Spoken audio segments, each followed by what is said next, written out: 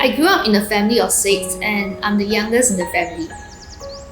I remember when I first went to school, one of the first few questions that we always ask when making friends is, how many siblings do you have? Or how many people are there in your family?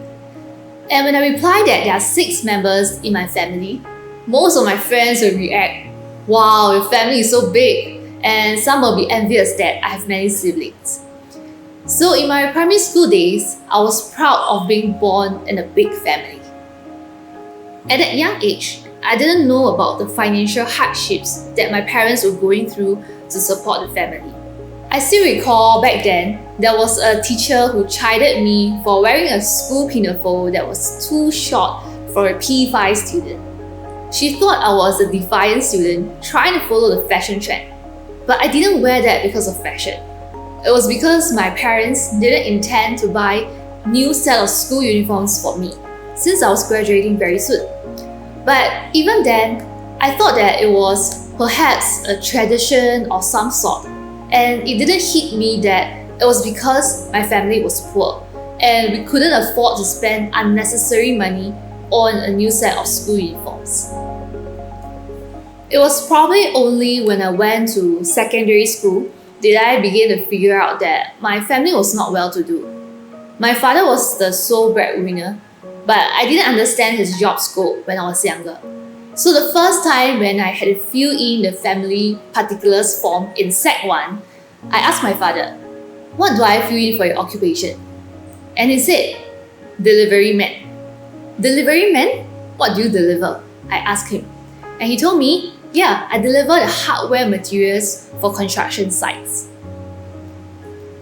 Gradually, as I grew up, I understood more about my father's work and the financial situation of our family.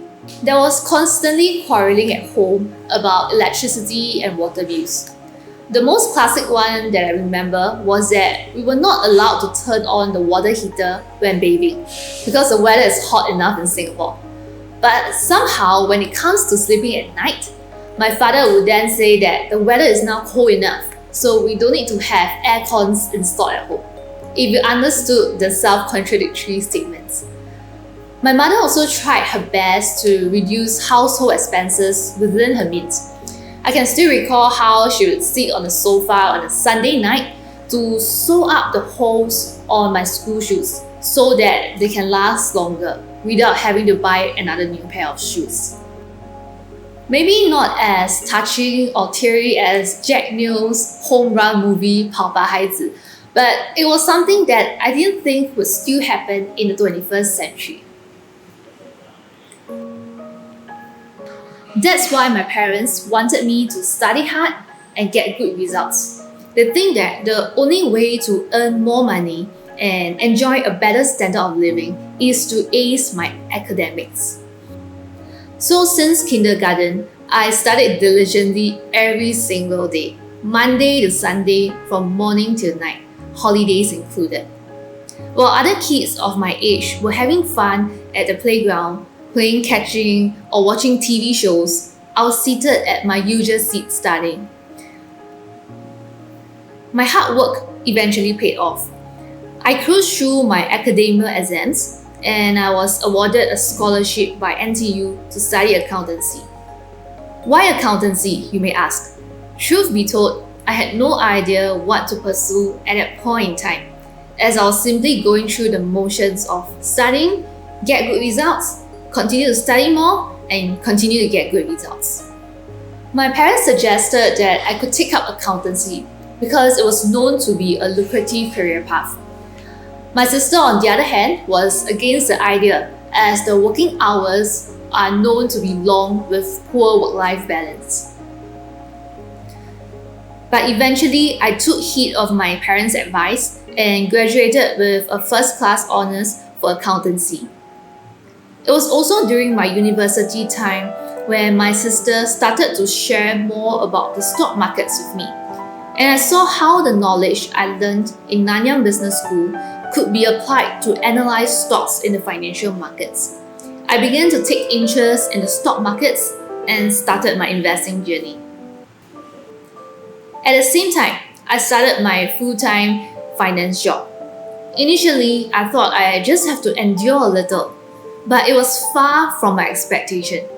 Working till the next day at 2 a.m. was nothing out of the ordinary. In fact, I was one of the lucky ones, as there were colleagues who had it worse than me, ending work at 5 a.m., and sometimes you could hear them comparing to see who held the best record.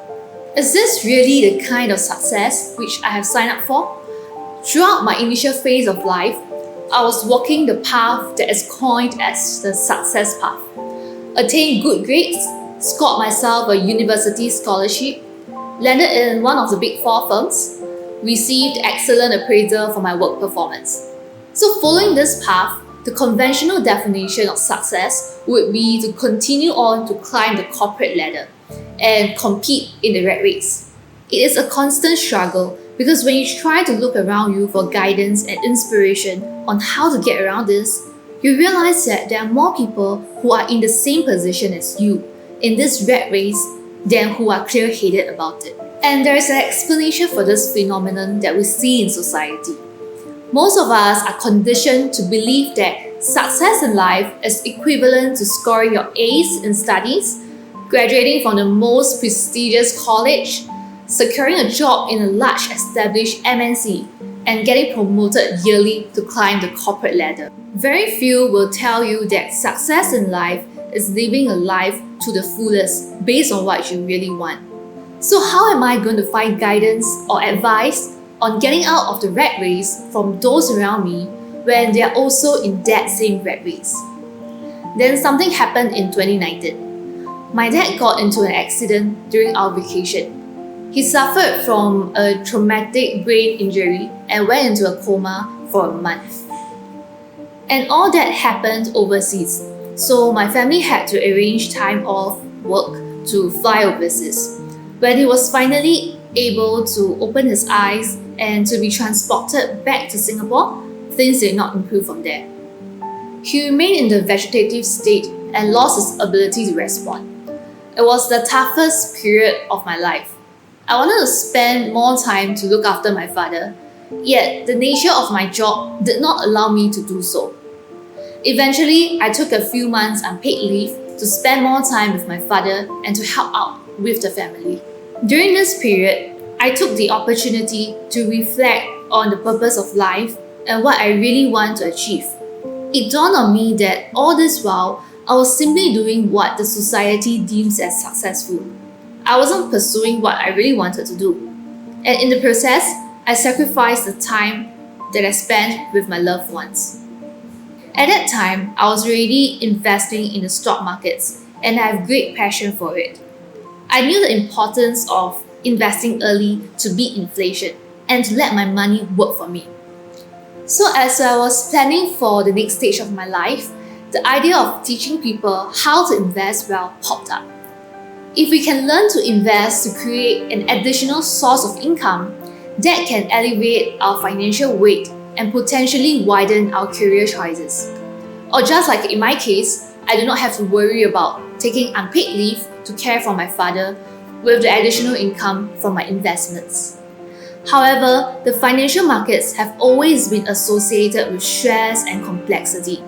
Most people believe that it is impossible to make money in the stock markets, or that stock investing is akin to gambling.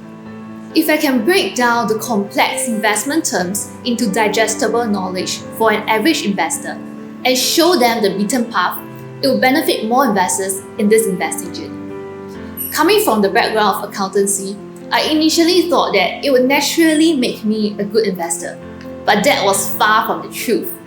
There was a lot of knowledge that I learned in theory which does not work out in the real financial markets. Take for instance, if investors can learn how to lower the risk that they take on, it is possible to enjoy higher returns, contrary to the usual high-risk, high-return theory.